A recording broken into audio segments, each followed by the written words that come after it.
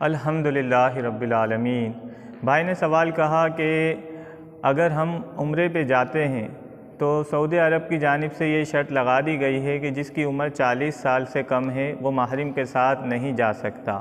تو ہم دیکھتے ہیں کہ ٹریول ایجنٹ جو ہے بعض لوگوں کو محرم بنا دیتے ہیں، یعنی بعض خواتین کا آپس میں رشتہ بنا کر انہیں جو ہے سفر پہ روانہ کر دیتے ہیں۔ تو یہ طریقہ کار درست ہے؟ اس طرح جانا عمرہ ادا ہو جائے گا؟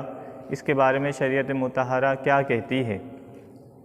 اولاً تو یاد رکھیے کہ سعودی عرب کو چاہیے کہ ایسی شرط نہ لگائے کہ جس کی بنا پر جو ہے جھوٹ کا سہارا لینا پڑے، کیونکہ عمرہ، روضہ رسول کی زیارت، بیت اللہ کی زیارت ہر ایک اس کا متمنی ہوتا ہے۔ تو غریب شخص وہ اتنی مشکل سے جو ہے پیسہ جمع کرتا ہے، وہ اکیلا نہیں جا پاتا ہے، وہ محرم کو ساتھ کیسے لے جا سکے گا؟ تو یہ شرط حکومت پاکستان کو چاہیے کہ وہ ان سے بات کرے کہ بھائی اس شرط کے اندر تھوڑی تخفیف کریں، تھوڑی آسانی پیدا کریں تاکہ ہمارے لوگ زیادہ سے زیادہ عمرے پر جا سکیں۔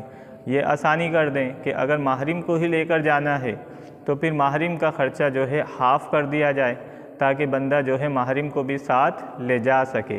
اب آتے ہیں ہم اپنے سوال کی جانب کہ اگر کسی محرم کو ہمارا رشتہ دار بنا دیا گیا تو یہ کیسا عمل ہے؟